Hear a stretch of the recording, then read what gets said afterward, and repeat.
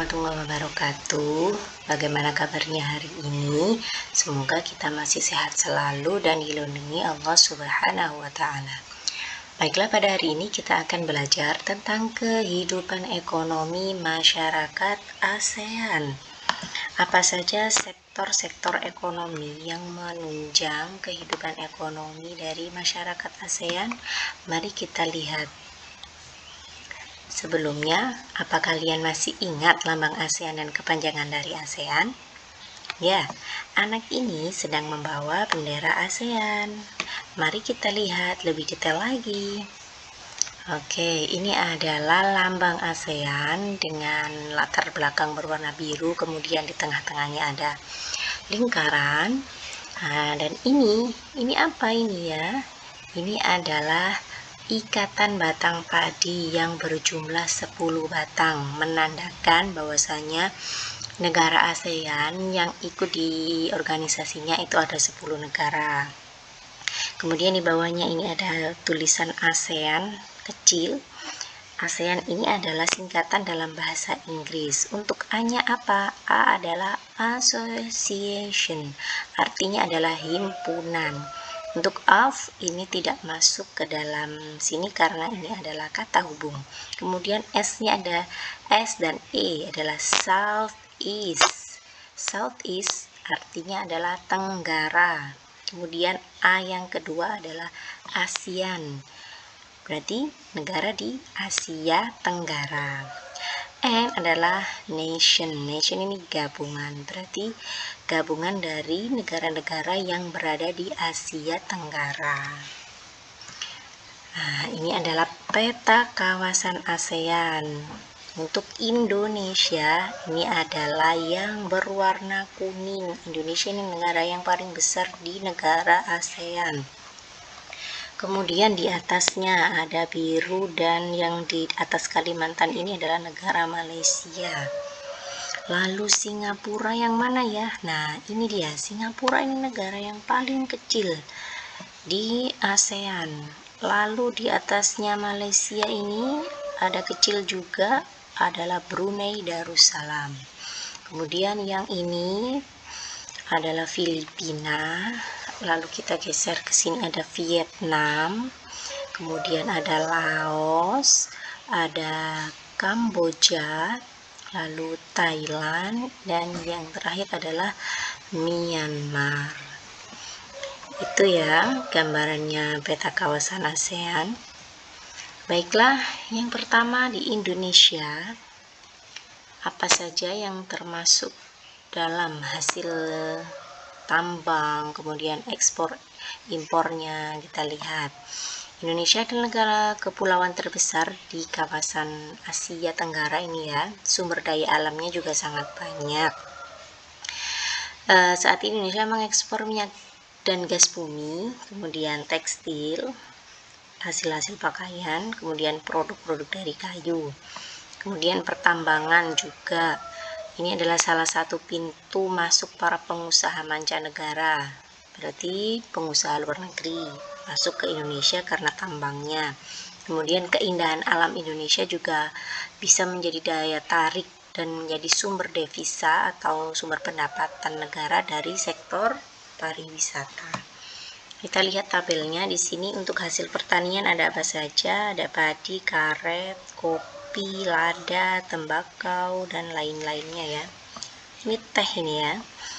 Lalu hasil tambangnya ada minyak bumi dan gas bumi. Hasil industrinya ada tekstil atau pakaian dan mebel. Kemudian ini ekspor utamanya dari perikanan, ada udang, kopi, tekstil, kelapa sawit, dan juga mebel.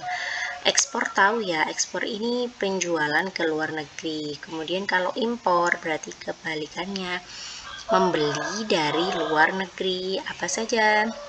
Ada mesin, elektronik, bahan kimia, kemudian transportasi. Selanjutnya ada negara Malaysia. Ini kegiatan ekonomi penduduknya adalah di bidang pertanian, pertambangan, dan perindustrian. Nah, perdagangan internasional juga salah satu kegiatan ekonomi Malaysia yang tumbuhnya sangat cepat ya. Ini ada peralatan elektronik, minyak, dan gas bumi yang diekspor ke negara lain. Ada juga kayu, minyak sawit, karet, sepatu, tekstil, dan bahan-bahan kimia juga dijual ke luar negeri. Apa saja hasil pertaniannya? Ada karet, kelapa sawit, beras, dan kayu. Untuk hasil tambangnya ada timah, besi, minyak bumi, dan bauksit.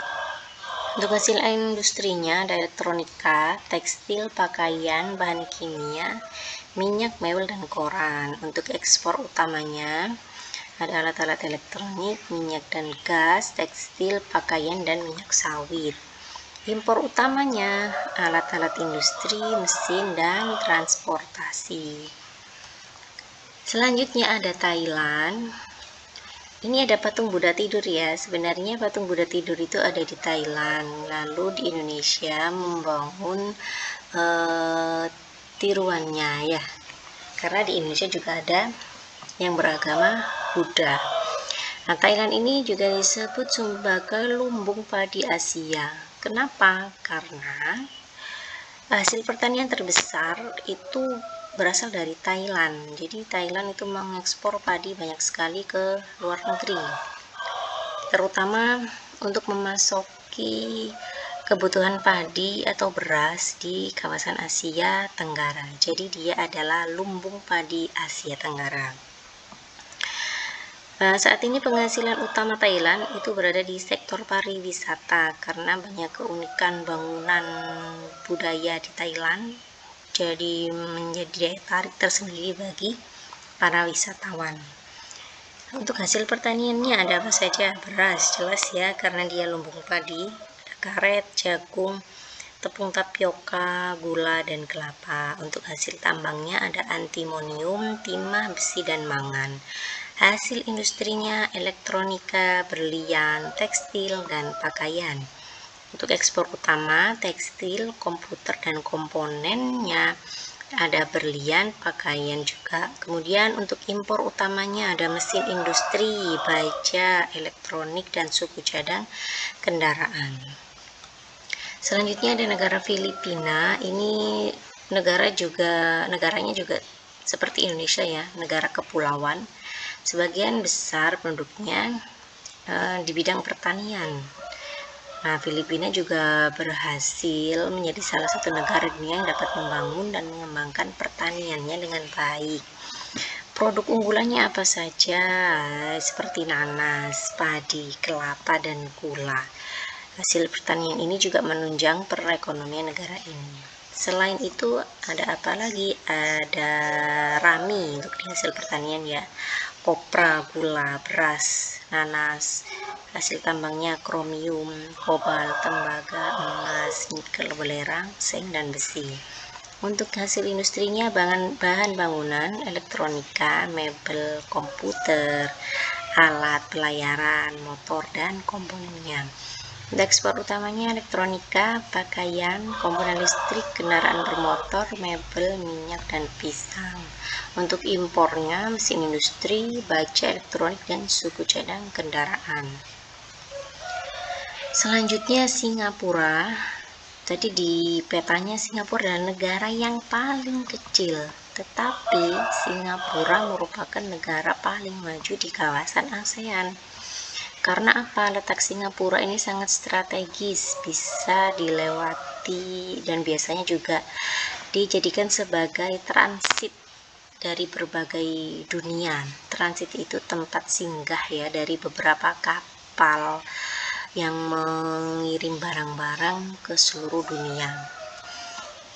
Lalu ini untuk hasil pertaniannya ada buah-buahan dan anggrek. Di Singapura tidak memiliki hasil tambang karena tekstur tanah dari berbagai negara itu juga berbeda ya. Jadi di Singapura tidak memiliki hasil tambang. Untuk hasil industrinya ini sangat banyak sekali dan sangat maju, yaitu elektronika, bahan kimia, keuangan, dan juga perbankan, kemudian perumahan, pariwisata, juga perdagangan. Ekspor utamanya apa? Minyak, mesin industri, radio, TV, komponen elektronik, pakaian, minuman ringan, dan rokok.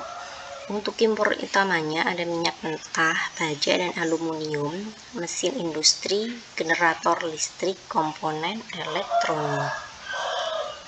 Lalu untuk Brunei Darussalam ini terkenal dengan kekuatan sumber daya alam berupa minyak bumi dan gas alam. Jadi sangat melimpah sekali hasil pertambangan minyak buminya.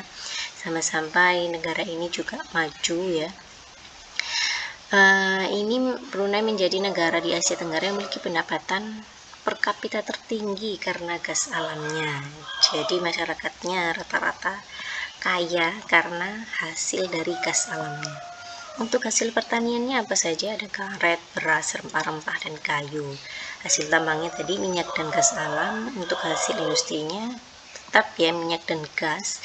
Kemudian ada tekstil, makanan dan minuman ringan, dan bahan bangunan. Untuk ekspor utamanya minyak, gas, dan tekstil.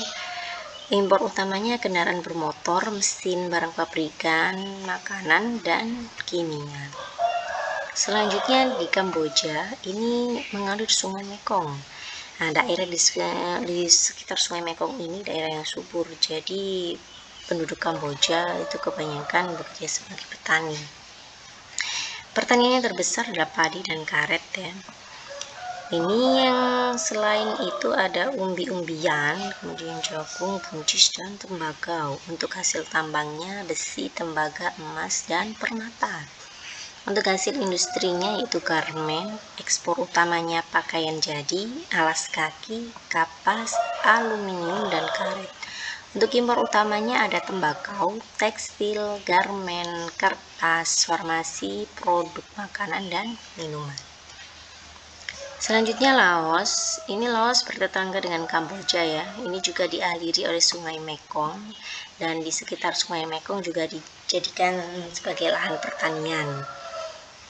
Baiklah, untuk hasil pertaniannya ada apa saja? Ada padi, jagung, tembakau, kopi, kapas, pisang, kelapa, dan pepaya. Untuk hasil tambangnya emas, tembaga, batu bara, timah, dan perak. Untuk hasil industri ada pemotongan kayu, ekspor utamanya pertanian, emas, tembaga, dan pertambangan lainnya, listrik, kayu, dan produk kayu, dan juga pakaian jadi.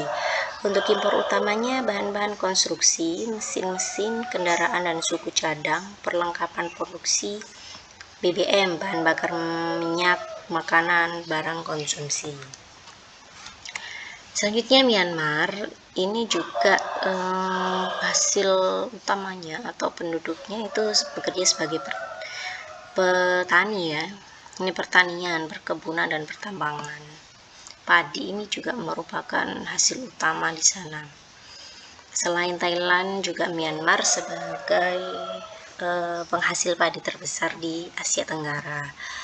Ini hasil pertaniannya selain padi ada tebu, kacang-kacangan. Lalu hasil tambangnya batu permata, minyak bumi, gas alam, dan batu giok.